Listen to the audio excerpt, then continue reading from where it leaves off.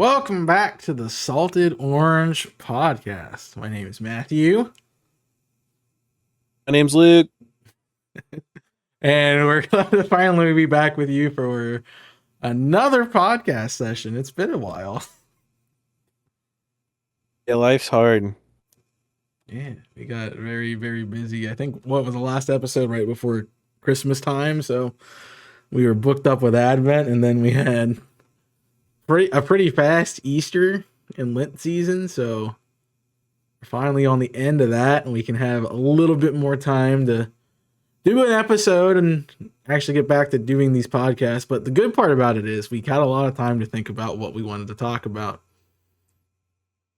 So we have a lot of ideas for you in the coming episodes and this episode. It's just some stuff that we've had through, well, like I've been doing some classes with, some groups with other people, and I've taken some like seminar stuff. So I have some questions that I pulled from those, and Luke's just had some questions that he's been dealing with in his church and that have come up with his position. So we got plenty of content for you. Definitely. Working in a church is... I've officially next week been working in a church for a whole year. Wow. So... That's great. Well, today we're going to be asking... You got me beat. What? I said you've got me beat. I do. Yeah. Unfortunately. Not with this current position, but... Unfortunately. Yes, I do. Unfortunately. Did I say unfortunately? I meant unfortunately. But today our conversation is going to be a little bit geared toward toxic people. So, Luke, do you think they're toxic people in your church? Not your church, but in church, just in general. Don't talk about your own church. We're going to get fired. No, I mean, I've been in churches that have had those people that it really just depends on what you really consider toxic. Like, is it their like personality by like their attitude towards others, or the way they run things, or is it just that they are very two-faced? Because I honestly would put two-faced people into the toxic people of the church. I think all of those for me are valid toxic traits or like characteristics. Characteristics. Because I've definitely, even in my own church, I've had youth talk about, how two-faced people, when it comes to Christianity, can also be a toxic thing. And it's something that we are looking at right now in making sure that we are living out our faith and not talking, like we're Christians at church, and then, anywhere else we go, we're not living that way. I've said it once and I've said it many times. The church people are the worst people. And because I think we think we are all good because we're going to church, but we've talked about many times about checking that box and just checking that box and not actually being shaped and formed by what's going on with the church or interacting with people or whatever the word is for the day. Like, not embracing that, but just going to be like, yeah, I went to church. I died, I was a member of such and such church, There's a pew with my name on it, or a hymnal that's dedicated in my honor or something like that. So I think we can get high and mighty, and that's kind of, it breeds a little bit of that toxicity, but I wouldn't consider that fully toxic yet. I think we get so attached to, and a lot of people would say this is the older generation, but I think the younger generation has this problem too, with saying, I mean, you've said it before that you absolutely hate when people say, this is the way we've always done it. Yeah. We'll talk about that later. But I think, but honestly, would you agree that younger people can sometimes have those kind of mentalities? I think anybody can have those mentalities, but yes, I would say younger people. I mean, I think that's part of one of the traits that I was going to talk about. I guess now is a good time, but that phrase is very, in my opinion, very toxic, because it Mhm. is so close-minded and it negatively impacts other people because it shows an unwillingness to change. It shows an unwillingness to accept another perspective or allow somebody in or maybe try something different that might work better because for the sake of doing something that has been done. And I'll tell you, it's I did a sermon on tradition not that long ago, and the traditions that we have all started somewhere. You can find a way to get back to where they started. You just have to search deep enough. And so often we've forgotten those roots where it started that we just assume in that phrase that it's something we've always done when realistically we haven't. A tradition is just something that Mhm. was new that we've adopted that we like that identifies our church in some way or another. And I even think my dad, when he was on our podcast, he talked about, how some of our hymns and stuff were not Mm-hmm. written, as old as people think they were. I mean, some people think, Amazing Grace was written when Jesus was alive. That's how delusional some people are with tradition. Um, and so I think just realizing that, you know, I don't necessarily think that traditioning is bad in some things. But uh if you're allowing that to harm others, I think that you're uh taking the wrong approach. Yeah, and I think that's what we should be focusing on is the harming other aspect. We've had a really good conversation about traditioning, and we could walk that path, but let's pull the toxic today. And Mhm. we've kind of talked about you've talked about your like some personality traits. I agree with all those. I would also add to it that a toxic person is someone who is I controlling is the word that comes up to me. It's somebody who wants things done their way and will see to it to get it done their way, regardless of how they get there. And that can be being nice to you up, being two faced, being nice to you up front, but doing something malicious behind their back. It can be somebody who tries to You're gonna hate to hear this, but a pastor can also have those right. traits as well. Yeah, I mean, I don't hate to hear it. That's just the truth. I mean, we all Yep. can do it, and there are people that bring that out in pastors too. And I've seen it where Mhm. I've seen pastors lose their cool over people, just because of what they've said or what they were trying to do. And yeah, people are tough to deal with sometimes. Well, and I also Uh, think that people they let their emotions take over yeah. and get so passionate about something that they forget that their passion may not be the same as others. Mhm. Yeah, we also Um, leading by your emotions can blind you to some logic and exactly. what actually might work. So, like in the case of our example, we've always done it that way. We might be passionate about it because that's our identity, but are we logically thinking about this change that we're trying to make? And are we seeing that it's something that is trying to be a better change that can help us with whatever aspect of ministry we're doing? I don't know. Some people just don't do that. And I don't want to be like some people standoffish, but there are people in churches that are set in their ways that do have these things and they have to have their way. Or you'll do it, or you'll get what I've been told many times is I will walk out this building if you don't do X, Y, or Z, or if you do X, Y, or Z. And I'm like, Yeah. well, how do you do that? What do you do there? It's a tough position. I think you gotta choose your battles. That's how you stay from being toxic yourself. Yeah. Um, but we can get into that a little bit later, because I definitely want to talk about that is how to avoid that. But what are some of the experiences that you've had in your personal life with toxicity? I feel like it comes mostly. It ties in the next question is like how you deal with a controlling person. And I think it's controlling. That's kind of how I see toxic most of the time. Because when you're controlling, don't want to work with that person because you know whatever you say is never going to work.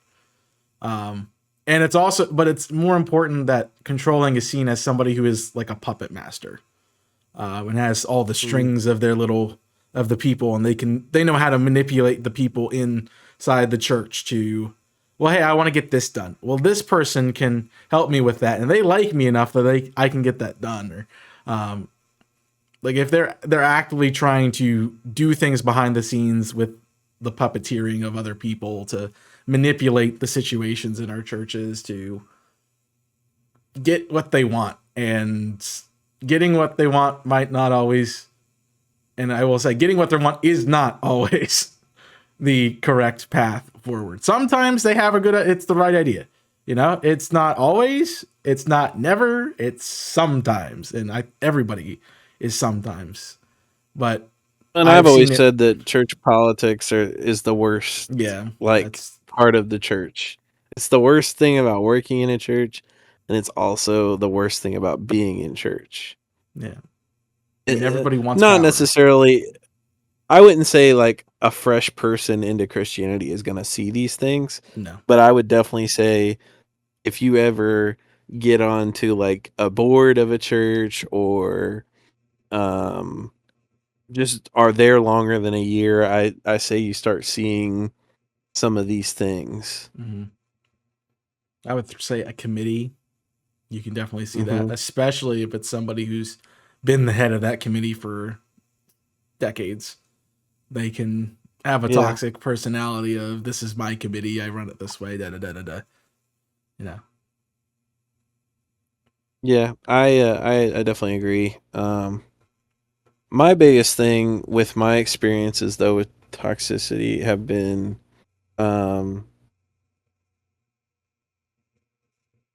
more of the lines of people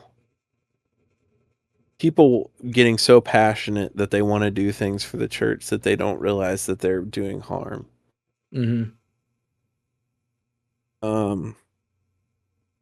I haven't seen that in my church right now, which I'm very happy about. Because I feel like in my church, everyone is very much wanting to participate. Now, a lot of them are afraid to participate. Like they don't want to take the initiative to jump out and grab that, hanging fish or hanging hook or whatever you would call it. Which that's something I've been trying to work on in the last year, is just trying to get people to step up. Because I know me personally, before I ever was involved in being a paid church staff member, I was definitely one of those people that like you had to like push me to go, to do something, or to be involved. I mean, I would come and talk, but to be involved, you had to definitely push me to be in that experience. But I would say in my past, church experiences, I've definitely seen where somebody will want to step up and then they'll get shot down immediately because they may not have as much experience, or they're just new to the church. They haven't been there for 5 years, 10 years, 20 years, whatever it would be. I know you've talked before about when you were getting ready to start ministry, like as a pastor, you've just kept having, pushback from people saying you weren't old enough yet. I still get it. And yeah. And so, definitely think that is a personality, not necessarily a personality, but something that can be molded out of this toxic outlook in church. I think with that too is like, I hate to say it's just been something that is accepted in the church for so long, but there are different generations at play when you walk into a church building, and some of the things that older folks do are very standoffish to new Christians and younger generations because they're not as used to the traditions of the church. They're not as used to the atmosphere of the church. And when you assume something about them or you don't like, you're not doing ministry, example is huge. Like if somebody wants to do ministry, why are you stopping them from doing ministry? Does it hurt somebody? Like as long as it's not hurting somebody or actively stepping on someone's toes, like, you know, you should be trying to find a way to get people's passions in ministry, because that's how we all Mm-hmm. minister to the world. We all, not all of us are in a pulpit every Sunday. Some of us have the hands and feet work of the church to do too, and you gotta not stop people from doing that. So even like those gateway things are kind of toxic to me in a sense, having experienced it, because a person who was harmed by the church more than I was, who wanted to do this path of ministry, would have left every church they've ever been a part of because they've combated you as you walked in the door on one thing or another. Like that can be age, that can be a lot of different things, but for me it's mostly age because I am young and I'm not a gray-haired old white guy that's walking into your church building to be And your we're not pastor. even, honestly, we're not even what you would consider young anymore in my Not eyes. really, no. Which But is sad. for these like 50, 60-year-olds, they're still thinking we're young. I'm like, I'm not gonna like retire when I'm 80 because that's what it feels like. I want to be old when I'm 50, you know, or even 45. Like you're lowballing I mean, it I there. don't know if I'll be able to retire by then. No way in Obviously, I this don't know if economy. I'll be able to. Yeah, but I want to feel like I have been aged by then. Right. But I mean, I try to inspire my youth to be involved, and I don't want them to be harmed by someone else not being ready for their input Mhm. and Yeah, not ready for them to be there.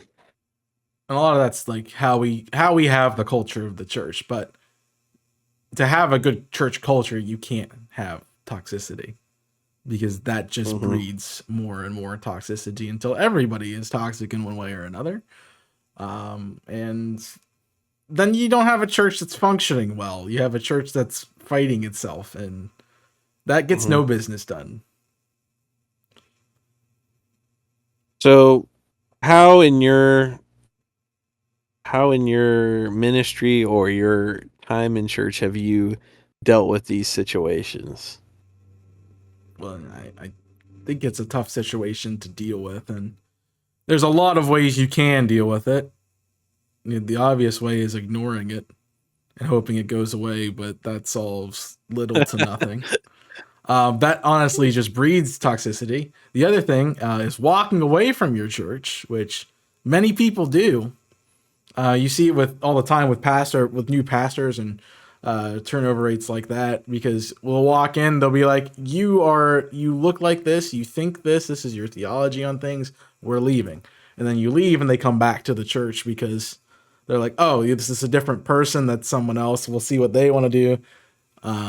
And then people leave that way too, or somebody offends them, we don't want to stick with the church and we just want to walk away. And I get it, it's an easy thing to do because we're so free to go 5 steps down the road into the next church that is gonna welcome us the same way until we find something toxic about it, and then it's gonna repeat the cycle over and over again. I think that shows the number of Christians that we have transferring in to different churches that go from membership to membership to membership is just, But I we feel don't like even it's have growing. membership.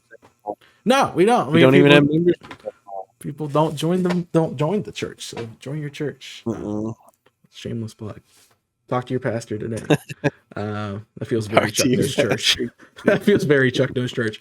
But yeah, I think that's another way. Like, it's easy to walk away from it, but if it's something you care about, to an extent, if you're invested in your church, you will stay to try to figure it out. If you're not as invested, I feel like it's easier for you to leave. And we Yeah. spend so much time gatekeeping people at the door that we don't even get them to try to stay around and fix things. They just leave. Yeah. We're afraid to have them involved. Right, because somebody new coming into your culture changes your culture, and their desires to be a part of your church and serve their Christian witness changes what your church does and changes the dynamic, because suddenly there's this other person who has something different to talk about or different to say, and maybe they want to do a ministry that's already there, and they can't get along with the person who's running it already. So that just breeds, that can be conflicting.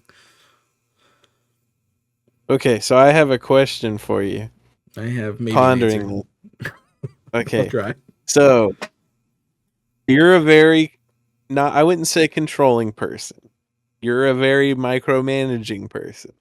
I would prefer the term organized, but or intentional. How have you stopped yourself from being that controlling person in your own church, you feel like? I think it's a tough walk, especially speaking from a pastoral perspective. It's really tough to get rid of those things, but the mentality is, I'm walking into this church, if I am the senior pastor, as the person in charge, as the person who's seen with some sort of authority, even though I'm just like anyone else. I'm a regular person. You can have coffee with me. We can have a conversation about literally anything besides church, and I would welcome it. I'd probably bring up church in some way, shape, or form, because that's just who I am. But I'm just a regular person, but because I have this title, I have a little bit of that overseeing power. And one of the things you have to do, I think, as a pastor sometimes is know when to let your personality come through and when to hold that back a little bit. We want to be authentic always, but do you risk being authentic for the sake of irreparably damaging somebody? I don't know. And I probably wouldn't do that. But I do want to let go of the things that I want to do. I have to recognize my ministry is what I'm doing. There's other ministries in the church. It doesn't have to be what I'm doing. It can be somebody else's vision. I'll help you. I think that's the big thing, is I want to help you, and I'll try to help you. I don't want to take over. Like, once I start noticing I take over, I'm like, nope, I gotta stop. I can't help you anymore. It's your thing. I trust you. Run with it. I'm here if you want to ask a question, but I'm not going to sit in the room with you anymore, because if I do, I'm going to take over. And I think you have to recognize that about yourself. It's something that every leader in a church should delegate. Yeah, so you've been able to delegate, you feel like? I think there is a little bit. I could be better, and I think all of us can be better, but I'm not the best. It's something I'm still learning how to do, but you have to recognize. I have to, you have to, both of us have to recognize, all of us have to recognize when we talked about emotions, when we're letting our emotions come into play, when we're letting our desires come into play over what God's desire is for our church. And if you are, like, as the pastor, you are kind of seen as the spiritual leader of the church. You are seen as the spiritual leader of the church. That's your role. But you are seen as somebody who has the knowledge and who should be, quote unquote, walking the closest with God. So if you are denying the will of God, then you are not doing effective ministry, which means your church can't do effective ministry. So you are the one first that has to, as the pastor, step back, go, okay, what does God want? And if it's not what I want, okay, let's go with that. It's probably better than I would have ever imagined anyway, and we're going to run with it. But I think self-recognition really, and knowing yourself is really important to not becoming the toxic person yourself. Mm-hmm. So I asked that question because we were going to talk about how you can realize that if you are the toxic person or not. Yeah. And I think your advice right there can be used for anyone to reevaluate. Am I that toxic person? Am I neglecting the church? Am I not allowing the church to be the church? Yeah. I think one of the ways we do that is through a definition that we found that we haven't shared yet, but it may be helpful for you. It says, and it's generally accepted across the internet, so you're welcome It says a toxic person is someone who has a negative impact on those around them. So that's just the base definition. Some examples could be they are manipulative, they are selfish, they lack empathy. Their behavior can be subtle or overt, like the two-face we talked about.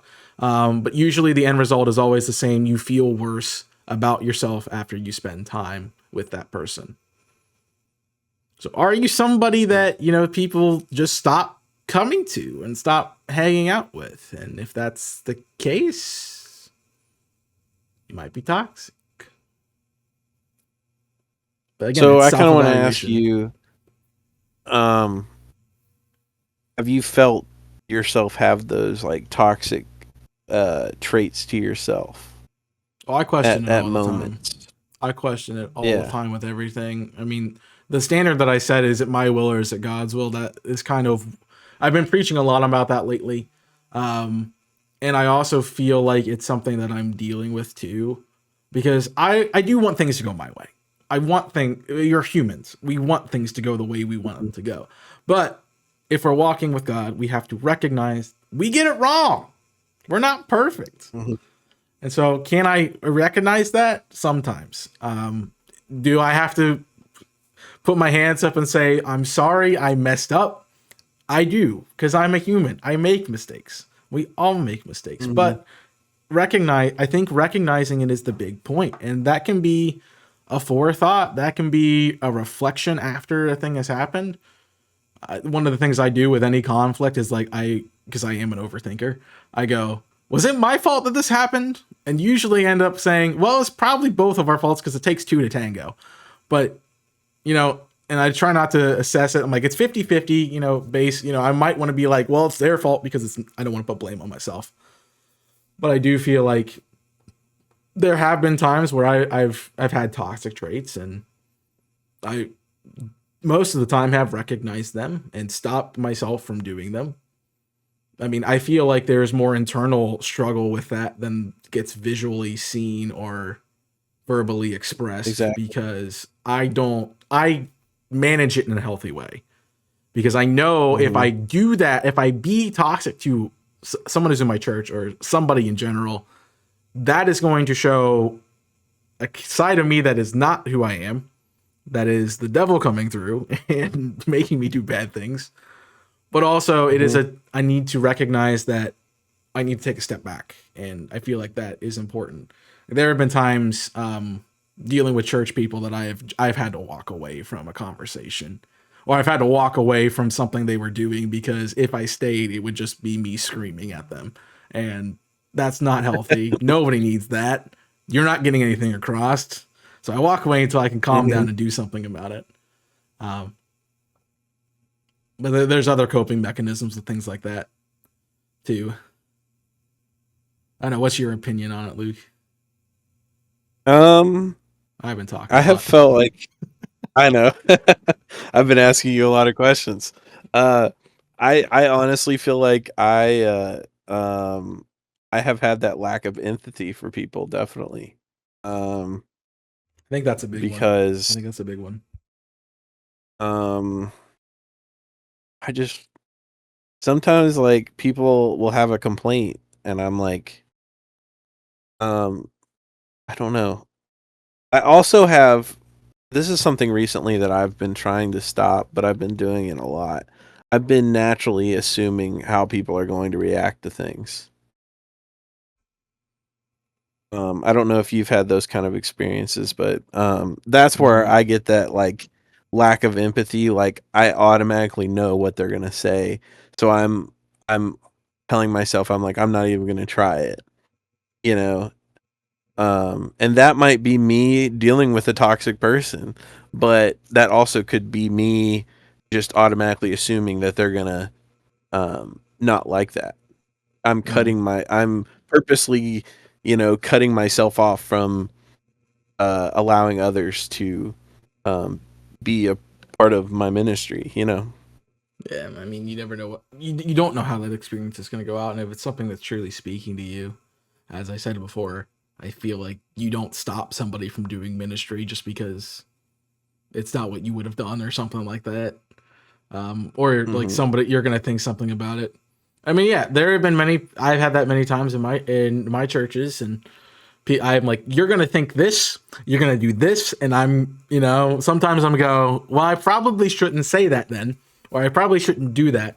But there's other times it's like, no, they need to hear this, and I think it's part of that is it is your job to know how they're going to react. I don't want to take that away. Like it is helpful as a tool it is helpful as a tool as a communicator to know what your audience, know what they're going to understand, and effectively communicate that to them. That might be saying something more subtle. That might be flat out, this is what I'm trying to say, or this is what I want to tell you. And they take a baseline like that. Some people you have to spell it out for them. Other people, they get the hint and they go, okay, maybe I need to process and think about this a little bit more. But I do think the lack of empathy is something that happens sometimes. I mean, you catch people when you're spent. It's hard to empathize at that point. I've been guilty of that.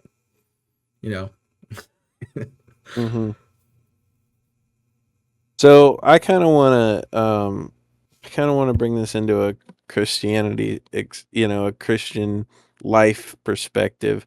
How do we let this affect our Christian growth? And I'm not talking about our church growth, but our own personal walk with God.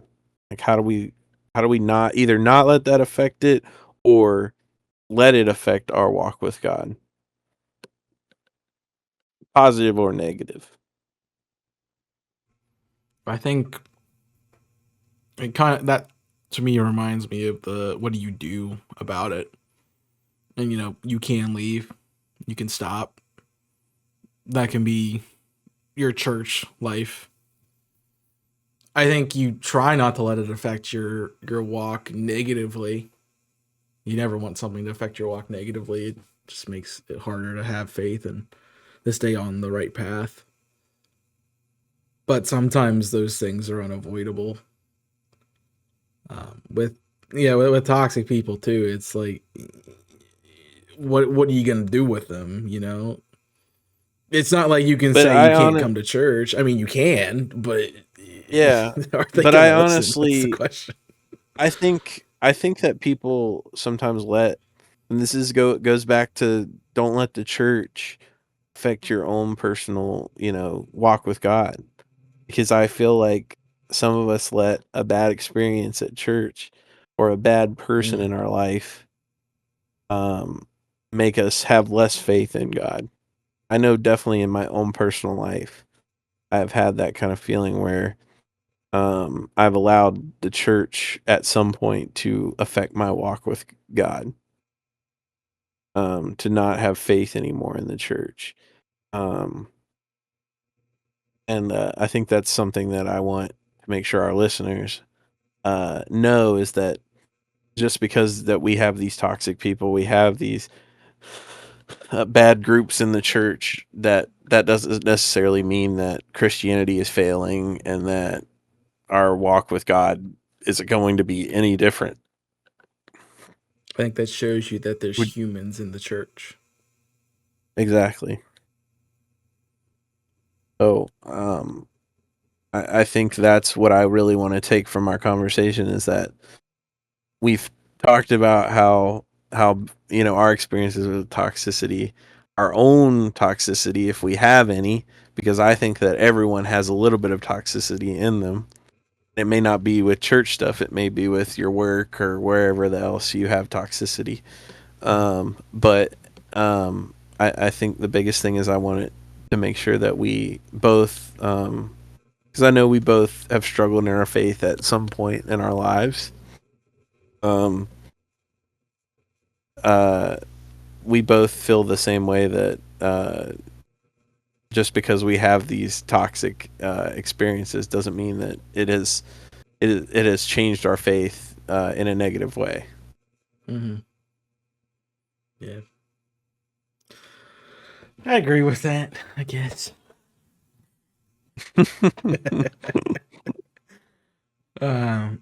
I think the one other thing about and I briefly mentioned it just a second ago, but you know, if if you're trying to cultivate a church culture that is not toxic, it requires that there be no toxic people in the church, which means that you have to find a way to get those people. And it might not be you, it might be a conversation with your pastor or some of their closer friends. They're like, hey, have you ever thought about how this is affecting other people and how you come across to other people? Because maybe they're just ignorant to it. And, that is sometimes the problem. But there are people who are very well aware that they're toxic and they wield it like no one's business. And what do you do then? Well, I actually read a book about this and I was looking for it before we started recording. I didn't find it. But it is that conversation, and I believe it's in First Corinthians too, about having a conversation with somebody you're in conflict with. I don't remember the verse or the chapter or the verse right now off the top of my head, but the passage goes something to the effect of, if you have a conflict with somebody or something comes up with them, you try to solve it between the two of you first. When that fails, you get a mediator who is an unbiased mediator who helps you deal with that. When that fails, then you go to your church and you try to solve it. So there are people that you cannot fix because I'm a fixer. I want to fix people. You can't do that. Sometimes it's God who has to work on people to get them fixed. Yep. But, if they don't listen to you, you get somebody else involved. It's like, hey, I want you to, have to be here for this hashing out. You don't have to judge or rule or anything, but we just need your help talking through this. And sometimes it's that third perspective sheds a light that you can't see. But when it gets to the point where that doesn't work, like sometimes, like this book says, you have to, sometimes it's finding a way to get them out of your church. And we don't really want to push people out the doors. Trust me. I would probably get the boot for saying anything about getting rid of church members. But, if you're going to cultivate a structure of a church and a culture in a church that's not toxic, sometimes that toxic person has to go. And it may and your toxicity may also be you're in the wrong church. That as a pastor who's itinerant, that might be the case. It might be, as I said, it could be me. And once I realize that, it's like, okay, I want to move. Let's talk about that and maybe somewhere else. But in the case of somebody who but he doesn't right now. He loves his church he's at right now. He loves his church. And I love the church I'm at. In the case of somebody who is toxic, who has been there and is not going to move, that is not a movable piece as easily as an itinerant pastor. It is sometimes you have to get them out the door to create the toxic free environment, and then you rebuild. Like maybe when that person leaves, I'm sure we know people in our churches that because they go to our church, there is somebody who doesn't. That is that is toxic behavior and a toxic trait. Because if you are forcing somebody to not attend a church service because you are there, there's something going on between one or the two of you. And probably it's both, because as I said, it takes two to tango. And, getting rid of that person may seem harsh. It may, but perhaps just like a pastor doesn't fit into a church, sometimes there are people and congregants that do not fit into a particular church setting. We have many different styles of churches for this reason. There have been many church denominational splits and regroupings and different church buildings established because people cannot get along in the same building. And I've seen it happen. I've watched it happen. And that is sometimes the best case for the church, because that allows us to grow independently of each other, because we were holding each other back. That's the biggest thing about, I feel like, with toxicity in a church, is it holds the church back from its potential to reach people for the sake of Christ. And you can't have that because you are not doing the missional witness of the gospel that you are required to do from the Great Commission according to Jesus Christ and what he commissions the disciples to do at the end of his earthly ministry.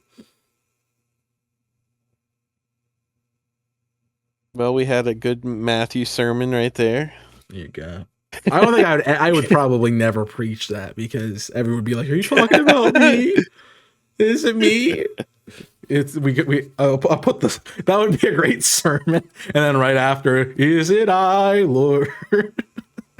Am I toxic?" It'd be perfect. No. Well, I think we've hit the nail on the coffin with a lot of these questions, and also this topic in general. Nail in the coffin makes it sound like we've taken it and we butchered. It is now we no could more. have butchered it. You never know. People could say that we were completely wrong. Somebody's going to be in the comments going, "You're toxic. We're talking about toxicity." Well, I would agree. We both. Well, I would agree. We've both been toxic at some points. We both had our negative views of church. I think everyone does. It's just whether you live in that toxicity or you grow out of it. Ooh, I have a Harry Potter quote, and I'm not gonna. Well, I guess I've already said Harry Potter at this point, so everybody's clicked off already. But it is a Sirius Black quote from, I think it's Order of the Phoenix. It is Order of the Phoenix, and Harry's like looking at Sirius Black's family tree and seeing all these bad people that are marked off because they did bad things. And he goes, "What if there's bad inside of me?" And Sirius goes, "There's good and bad in everyone. It's the side you choose to act on that determines your path and who you are." And I like that quote so much. It's probably my favorite quote from that movie. Book. Same thing. And we had our scripture. He did 1 Corinthians something. I think it's 1 Corinthians. 1 Corinthians something. That's a good verse.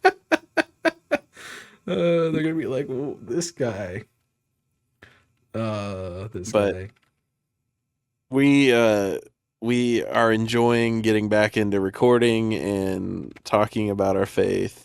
Matthew and I have been on and off talking about our faith in general, because life is hard, and we've all went through some hard situations in our life, and sometimes just being able to talk about it is good, and that's why we hope that we are inspiring you guys to talk about your own faith and life experiences. I know that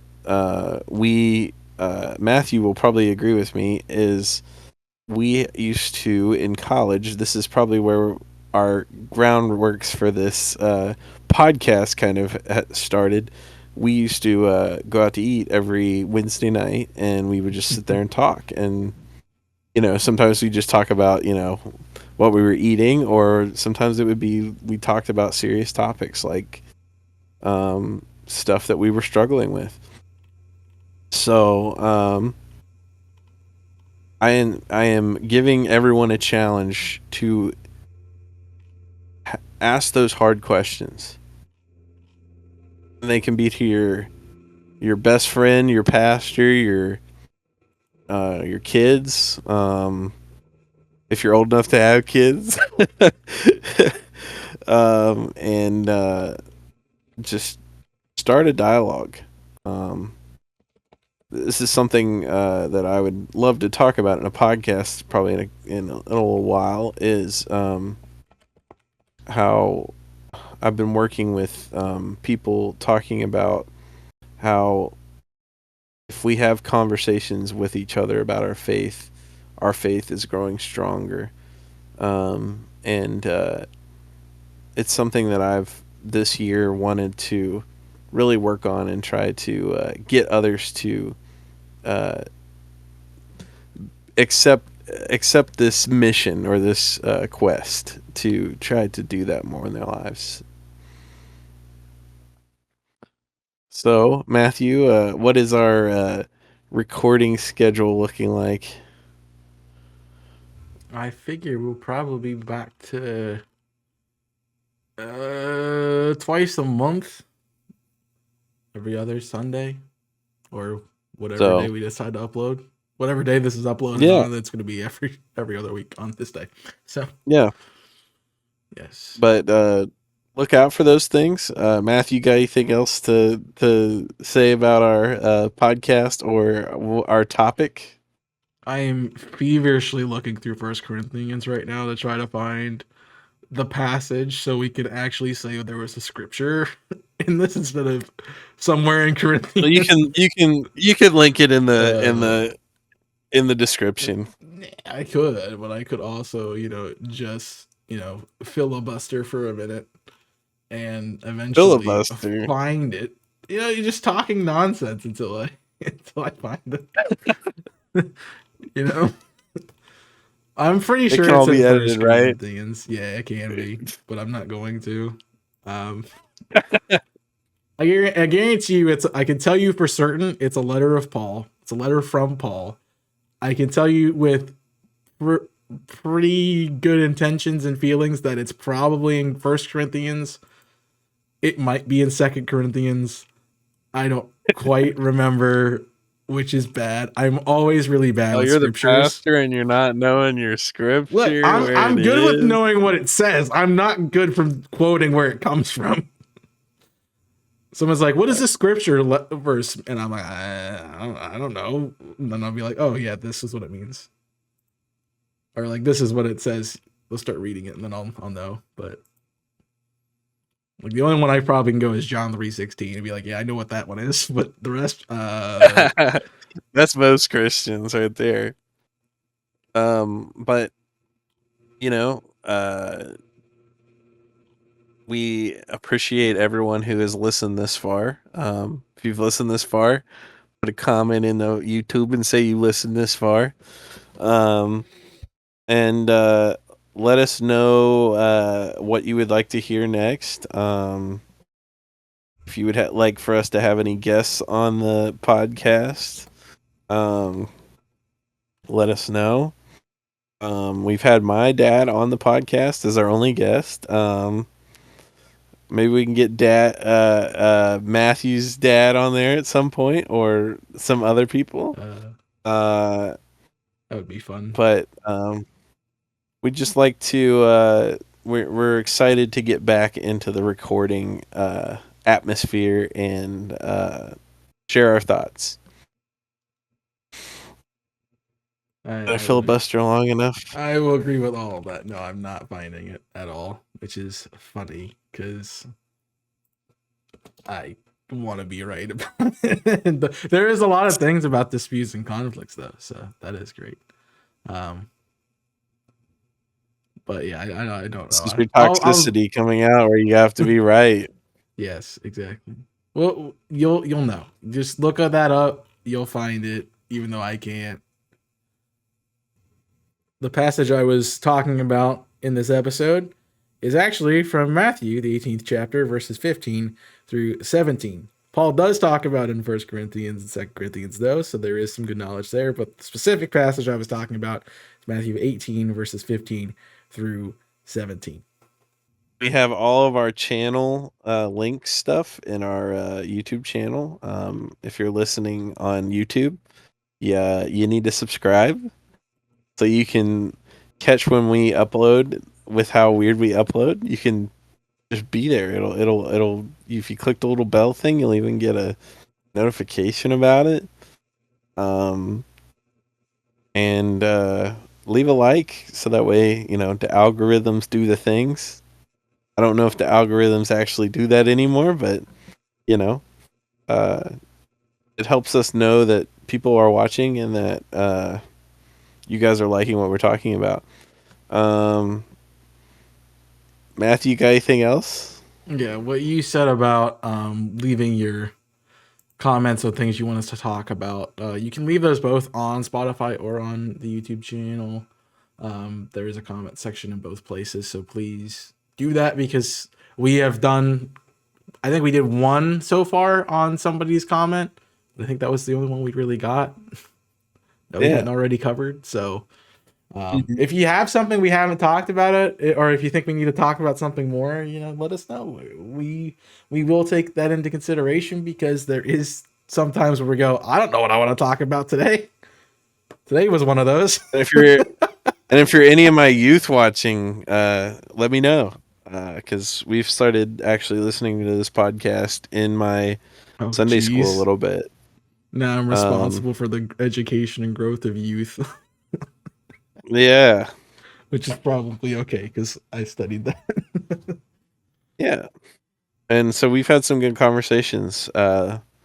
They really liked the "Who Is God" episode. That's a good one. So if you haven't watched that one, that's a good one to go back and watch. And if you are on Luke's youth group, ask him really difficult questions.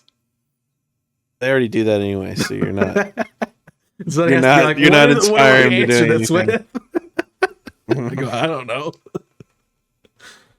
Hey, I say I don't know like 25% of the time at least. Hey, that's good. Yeah. Never claim to have all the I don't try to make up answers. Yep. because that's toxic. Yeah. Yeah. All right. I think we're done here.